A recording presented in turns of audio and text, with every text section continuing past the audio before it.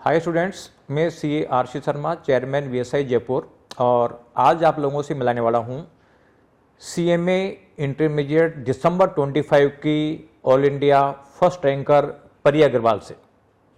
परी ने all India first rank 682 marks लाके और फर्स्ट रैंक आई है।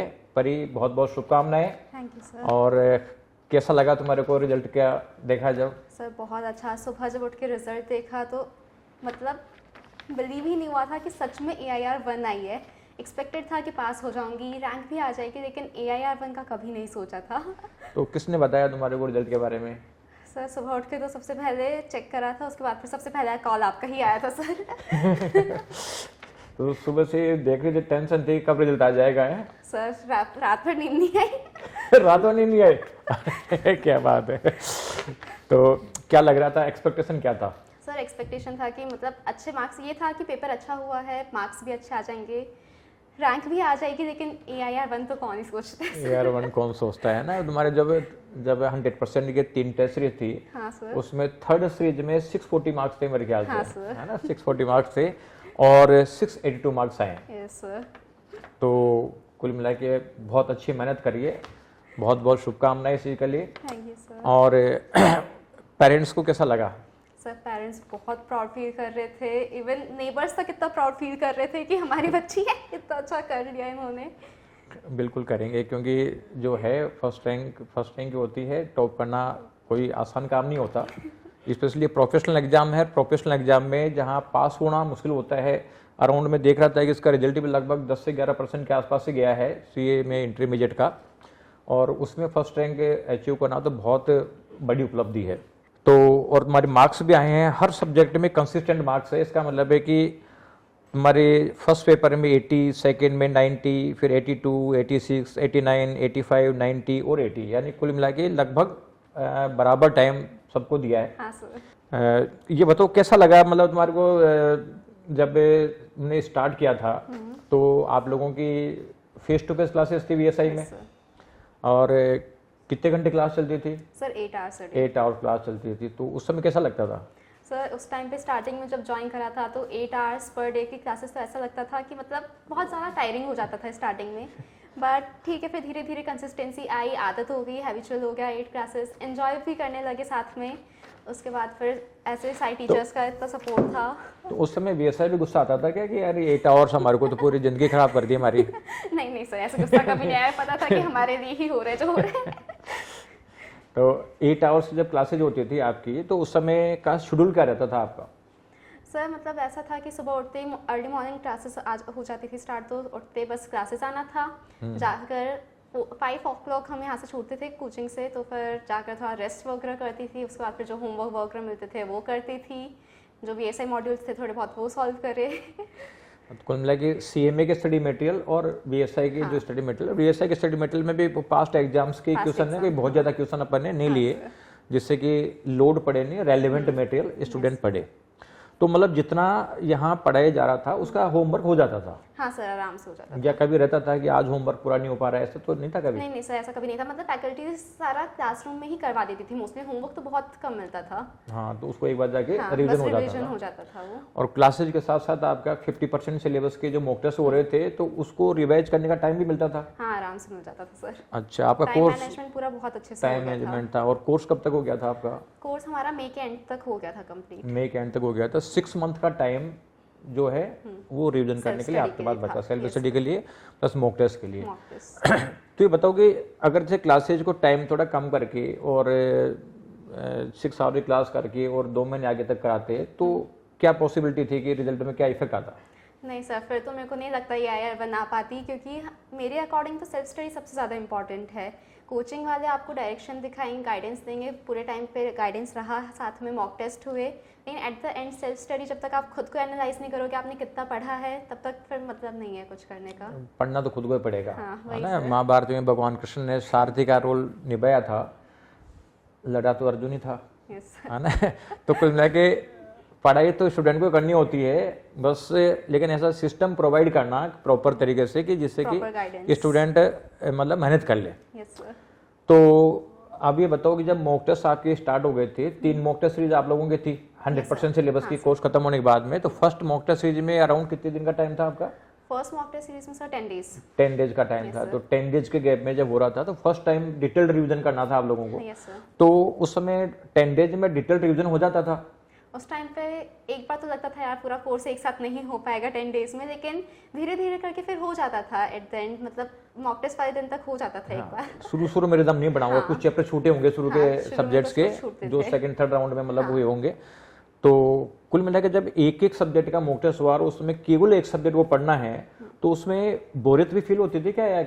हाँ सर, ऐसा कभी कभी तो लगता था, जैसे थ्योरी सब्जेक्ट्स जो होते हैं लॉ वगैरह, उसमें ऐसा लगातार नहीं पढ़ा जाता था कि सिर्फ 10 दिन तक आप लॉ ही पढ़ते रहो वो पॉसिबल नहीं था। लेकिन ठीक है सर, हो जाता था, मतलब अर्ली मॉर्निंग स्टडीज़ में जैसे आप थ्योरी सब्जेक्ट उठाओ तो फिर उसमें इंटरेस्ट भी आता था और ज़्यादा दिमाग में अच्छे से भी बैठता था। लेकिन करना तो था ही, करना था, चाहे वो अच्छा लगे या नहीं लगे, पढ़ना तो था ही था। तो अदरवाइज क्या होता है, कई बार मैंने देखा शुरू में हमने जब कोचिंग में करते थे तो शुरू में 2 सब्जेक्ट का रखते थे बच्चों को। तो फिर वो करते क्या थे कि एक सब्जेक्ट इंटरेस्टिंग होता था, एक नॉन इंटरेस्टिंग। तो इंटरेस्टिंग में तो सारा दिन लगा देते थे और नॉन इंटरेस्टिंग में जो है वो पता चलता है कि था वो रह गया।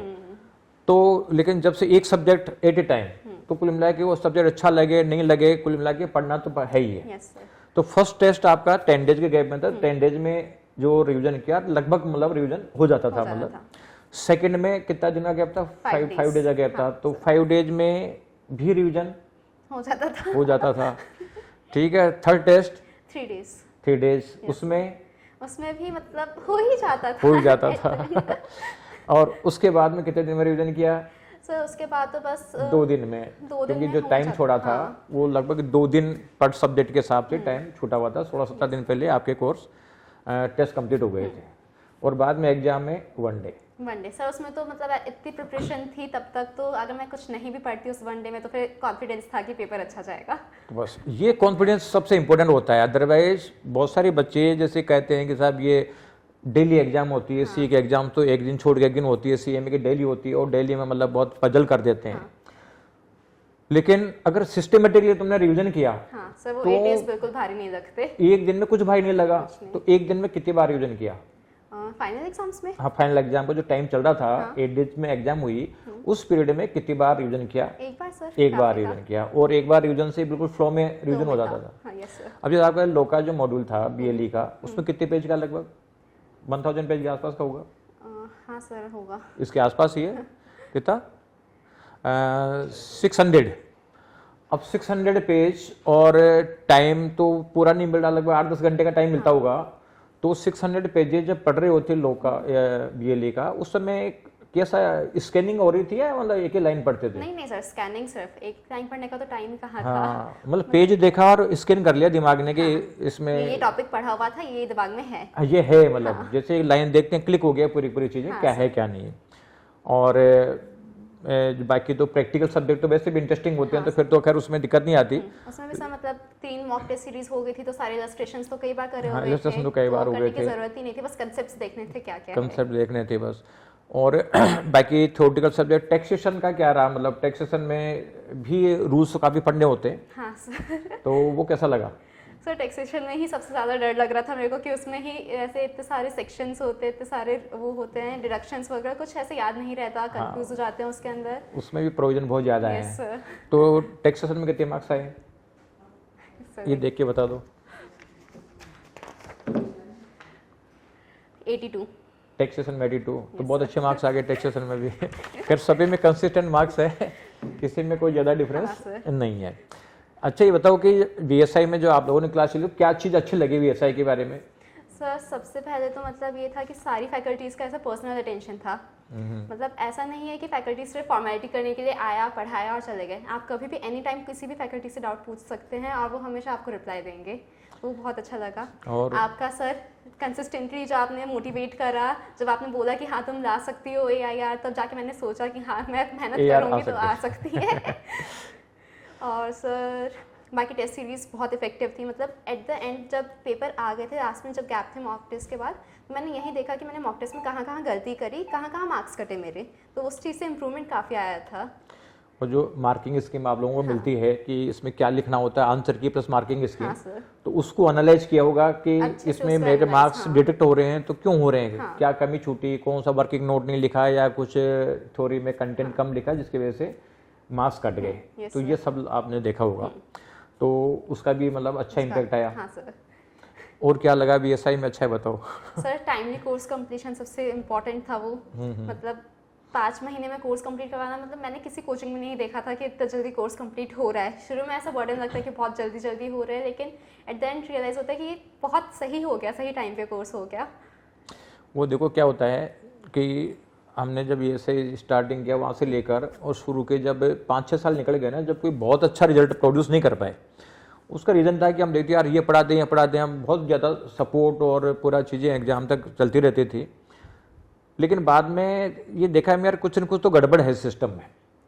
अब उसमें बाद में देखा कि पढ़ना तो बच्चे को है और बच्चे को पढ़ने का टाइम ही नहीं देंगे तो फिर वो पढ़ाई कैसे करेगा। बिल्कुल। और जब से पढ़ने का टाइम देना चालू किया उसके लिए क्या टाइम पे कोर्स कराना पड़ेगा। अब टाइम पे कोर्स कराने में दूसरी प्रॉब्लम ये आती है कि साहब लगता है यार 8 आवर्स की क्लासेज और एक दूसरे कोचिंग वाले आपको 5-6 घंटे क्लास दे रहे हैं, तो वहाँ बच्चे खुश हैं, यहाँ दुखी हैं, लेकिन अल्टीमेटली रिजल्ट आता है जब जाके ऐसा हो जाता है। तो मैंने कई बार देखा कि बच्चे जो है ना, कई बच्चे मेरे को आके बताते हैं कि साहब जब तक क्लासेज चल रही थी ना, जब तक तो हमें लगता था कि यार ये बहुत परेशान करते हैं बीएसआई में, हम किसी को रिकमेंड नहीं करते। तो हो सकता है 2-4 बच्चों को मना ही किया होगा हमने, लेकिन जब रिजल्ट आ गया, हमारे वो जो दोस्त पहले आराम से रहते थे वो अटक गए और हम जब पास हो गए, हम रैंक आ गए, तो फिर हमें लगा कि वास्तव में जो कुछ किया है। तो प्रॉब्लम क्या होती है कि बच्चे को अच्छा लगना ये अलग चीज़ है और रियल में अच्छी चीज़ होना वो अलग है। अब से दवाई होती है, दवाई कड़वी होती है हमेशा, तो इसका मतलब है कि कड़वी दवाई लोगे तो ही इलाज होगा, अदरवाइज नहीं होगा। और आजकल फिर दूसरा क्या है कि लोग आगे देखते हैं कि यार जो है बच्चा खुश होना चाहिए, रिजल्ट आया कि नहीं आया, रिजल्ट में तो क्या है। तो तुमने एक्सक्लूसिवली वीएसआई से किया क्लासेस, वीएसआई के अलावा कहीं से नहीं किया, तो जो तुम्हारे वो दूसरा कोई स्टेटस लगा रहा है उसका मतलब गड़बड़ी कर रहा है। हाँ सर, बिल्कुल। है ना। तो ऐसे लोगों के बारे में क्या कहना चाहोगे कि मतलब ऐसे लोग जो बच्चों को कितना कंफ्यूज करते हैं या मतलब सोसाइटी के लिए कितने हार्मफुल हैं। नहीं सर, ये मतलब बहुत गलत है कि आप बिना कंसेंट के आप ऐसे AIR आपके आ रहे हैं तो आप ऐसे ही लगा दे रहे हो स्टेटस के हमारी कोचिंग से करें, बहुत गलत है। इससे आने वाले जो बच्चे हैं जो CMA करना चाह रहे हैं वो कंफ्यूज हो जाएंगे कि हम कौन सी कोचिंग से करें, तो वो बहुत गलत है। अब ये बताओ कि जो जूनियर स्टूडेंट्स हैं, अब क्योंकि CMA प्रोफेशन बहुत अच्छा डेवलप हो रहा है और CMA इंस्टीट्यूट भी मैं देख रहा हूँ कि जो एफर्ट्स कर रहे हैं बहुत अच्छे एफर्ट्स और बहुत अच्छा मतलब जो कर रहे हैं, मैं काबिल तारीफ है। मतलब हमारे CA वाले तो फिर भी इतनी मेहनत नहीं करते तो वो करने की। तो ये जो जूनियर स्टूडेंट्स हैं उनको क्या सलाह देना चाहोगे? सर जूनियर स्टूडेंट्स को मतलब एक ही चीज़ बोलूँगी कि कंसिस्टेंसी रखोगे तो फिर होगा। मतलब इट्स नॉट लाइक कि आपको दिन के 12-12 घंटे पढ़ने हैं। अगर आप दिन के 6-7 घंटे भी इफेक्टिवली पढ़ रहे हो तो फिर वो इक्वल है 12 आवर्स के, चाहे बल्कि उससे बेटर ही अगर आप 12 आवर्स सिर्फ लेके ही बैठे हो बुक्स को, तो वो चीज़ नहीं करनी है। आपको अपनी सोशल लाइफ भी मैनेज करनी है और स्टूडेंट लाइफ भी मैनेज करनी है। सारे दिन पढ़ते रहोगे, दिमाग में सिर्फ प्रेशर आएगा तो कुछ दिमाग में घुसेगा भी नहीं, आप पढ़ रहे हो जो। तो साथ में सोशल लाइफ भी एंजॉय करो। मैंने सारे इवेंट्स अटेंड करे हैं लेकिन टाइम मैनेज करा है। जहाँ पे मैं टाइम इवेंट्स में दे रही थी तो वो चीज़ मैंने टाइम मैनेज करा है स्टडीज़ में भी साथ में। तो कंसिस्टेंसी और बैलेंस दोनों चीज़ ज़रूरी है। मतलब सिस्टमेटिकली पढ़ाई करे तो कोई दिक्कत नहीं है मतलब। और डेली कितने घंटे पढ़ना चाहिए बच्चों को? शुरू से पढ़ना चाहिए कि चलो एग्जाम में पढ़ लेंगे तो नहीं सर, वो तो बिल्कुल नहीं। मतलब स्टार्टिंग से जब से कोचिंग स्टार्ट हुई आप तब से ही पढ़ना शुरू कर दोगे, एंड मोमेंट पे आपको बिल्कुल स्ट्रेस नहीं होगा। सब बोलते हैं वो 8 दिन निकालने जब लगातार पेपर होते हैं बहुत स्ट्रेसफुल होता है। आई स्वेयर मेरे लिए बिल्कुल स्ट्रेसफुल नहीं था, वो बहुत इजीली निकल गए थे। इवन मैं आके 2 घंटे सो भी जाती थी पेपर देने के बाद। क्या बात है भाई मैं और को तो रिकमेंड नहीं करूंगा सोने के लिए लेकिन कुल मिला के इतना रिवीजन हो चुका था कि कोई ऐसा कॉन्फिडेंस क्लास में आ ही जाएगा पूरा। परेशान नहीं था कि मतलब क्या होगा क्या नहीं होगा। तो बहुत बढ़िया है। जो स्टूडेंट्स हैं अक्सर उनका रहता है कि यार टॉपर्स क्या करते हैं मतलब। तो पहली बात तो टॉपर्स कैसे दिखते हैं ठीक है ना तो देखते यार टॉपर से बच्चे कहते यार हम टॉप कर जाएंगे। अरे मैं कि भाई यहाँ 9 बार फर्स्ट रैंक आ गई BSI में, तो ये जो टॉपर है ना पहले ऐसे ही घूमते रहते हैं यहाँ पे और जब वो टॉप कर जाते हैं, जब बोलते अरे ये टॉपर था बाद में पता चलता है। तो टॉपर्स क्या है कि मतलब सब पहले साधारण ही होते हैं, फिर वो अपनी मेहनत से टॉप कर जाते हैं। लेकिन फिर भी जो स्टूडेंट का रहता है यार टॉपर क्या करते हैं जिससे कि हम उनको फॉलो करें, तो उनके लिए अपना रूटीन बताओ शुरू से, मतलब जो थोड़ा था ना। सर मतलब मेरे को तो वो दिन भी याद है जब आप क्लास में आके बोले थे कि आप में से ही कोई AIR बन जाता है, तो वो चीज़ दिमाग में बैठ गई थी कि हाँ आ सकती है हमारी भी। तो रूटीन की बात करूँ तो सर मतलब ऐसा कुछ स्पेशल नहीं, जैसे नॉर्मल सब लोग करते हैं वही है। सुबह उठते में सबसे पहले मेन तो चीज़ थी थ्योरी सब्जेक्ट्स, क्योंकि बाद में फिर पूरा दिन के बाद आप थ्योरी पढ़ने बैठोगे तो आपके दिमाग में नहीं घुसेगा। तो सबसे पहले आप थ्योरी सब्जेक्ट्स लोगे, अच्छे से 2 घंटे सुबह उठ के थ्योरी सब्जेक्ट्स पढ़ लोगे, इनफ है वो आपके लिए। उसके बाद फिर थोड़ा रेस्ट लो, ऐसा भी नहीं कि आपको लगातार ही पढ़ना है 4-5 घंटे, बीच बीच में ब्रेक ले लेके पढ़ोगे तो फिर वो ज़्यादा इफेक्टिव रहेगा। बाकी तो फिर नॉर्मल कंसिस्टेंसी रखनी है, इधर उधर ना भटके, सोशल मीडिया वगैरह पे ऐसे टाइम लिमिट लगा कर ही यूज़ करें। ये नहीं बोल रही हूँ कि बिल्कुल ही मत यूज़ करिए, ऐसा हो नहीं सकता आज के टाइम में। तो फिर मतलब टाइम लिमिट लगा के यूज़ करिए, सब कुछ बैलेंस अच्छे से हो जाएगा। डरना तो नहीं है? नहीं सर बिल्कुल नहीं, डर के आगे जीते। तो लगे रहेंगे तो कहीं पे भी डरने की जरूरत नहीं है। बिल्कुल सर। हाँ, तो बहुत बहुत thank you. Thank you sir. मेरे साथ श्री अशोक अग्रवाल जी हैं, परी के पापा। सर आपको बहुत बहुत शुभकामनाएं। आपने, आपकी बेटी ने मतलब टॉप किया है, आपके लिए बहुत प्राउड की बात है। आपको कैसा फील हो रहा है? सर मैं तो मतलब क्या कहूँ, एक माँ बाप के लिए एक बनाना अपने आप में एक सपना होता है, और इस सपने का क्रेडिट मैं टोटली अपने शर्मा सर और VSI के फैकल्टीज़ को देना चाहूँगा कि जो इन्होंने इतनी मेहनत की बच्चे पे। देखो माँ बाप तो चलो ठीक है एक माहौल देते हैं, लेकिन बच्चों को प्रॉपर गाइड करना एक गुरु का काम होता है, और वो गुरु का पूरी तरह से जो फर्ज शर्मा सर और उनकी फैकल्टीज ने निभाया है, तो थैंक्स टू VSI आल्सो। आप जब आए थे शुरू में परी का फाउंडेशन के रिजल्ट के बाद मिले थे अपन। जी पहले आपका एडमिशन तो आपने पहले करा दिया था। जी और क्लासेस भी चालू हो गई थी उसके, लेकिन आप बाद में आके मिले थे। और उस समय में मैंने आपको बताया था कि ये टॉप करने लायक बच्ची है। जी सर। और साल भर बाद आ गए देखो। सर मेरा एक एक्सपीरियंस बताता हूँ सर। हम जब बच्ची का सर CMA करने का बिल्कुल भी मूड नहीं था, और इसका MBA करने का मूड था कि पापा मुझे MBA कैट करना है। तो नॉर्मली बच्चे ने, हम VSI के सामने से जा रहे थे, मैं कहा बेटा कर लो साथ में, कोई बात नहीं, रजिस्ट्रेशन करवा दिया। बच्चे ने 1 दिन कोचिंग ली, मैंने कहा कि एक बार शर्मा सर से हम मिल के आते हैं। तो मैं और परी शर्मा सर से मिलने गए। शर्मा सर ने बोला कि देखो बच्ची का टैलेंट है और आपको इसको आपको निखारना है। अब वो निखारना वो हमारा काम है, आप तो हमारी कोचिंग में भेजो और हम इसको किस तरह से निखारेंगे आप देखना। और CMA आने वाले टाइम में इतना बढ़िया हो जाएगा जो CA के इक्विवेलेंट हो जाएगा, और इसका फ्यूचर बहुत अच्छा है। तो उनकी बातों से और इन सबसे मैं मोटिवेट होते हुए शर्मा सर के मैंने कहा कि सर थैंक यू सर, और इसका मोटिवेशन परी को भी मिला, और फिर इसने स्टडी की, और जो उसका कॉन्फिडेंस जो लूज हो रहा था वो शर्मा सर की बातों से बढ़ा। मिसेस ज्योति अग्रवाल परी की मदर हैं, और कैसा लगा आपको ये बताओ? बहुत अच्छा लगा है, प्राउड फील हो रहा है बच्चे पे? बहुत ज़्यादा प्राउड फील हो रहा है। तो सुबह से काफी कॉल वगैरह आ रहे होंगे हैं, तब बहुत खुशी का मोमेंट है। तब तो पार्टी बनती है, मतलब है हाँ पार्टी तो जरूर बनती है। पार्टी लेंगे आपसे। चलो बहुत खुशी की बात है। तो क्या फ्यूचर एक्सपेक्ट कर रहे हो परी का? बस वही है, आगे बढ़ती रहे, आगे बढ़ते रहे। चलो बहुत खुशी की बात है। थैंक यू आपको, और आप लोगों को भी अगेन बहुत बहुत शुभकामनाएं कि बच्चे ने टॉप किया है, और बहुत बड़ी उपलब्धि है ये। ये कोई छोटी मोटी उपलब्धि नहीं है। Thank you ma'am.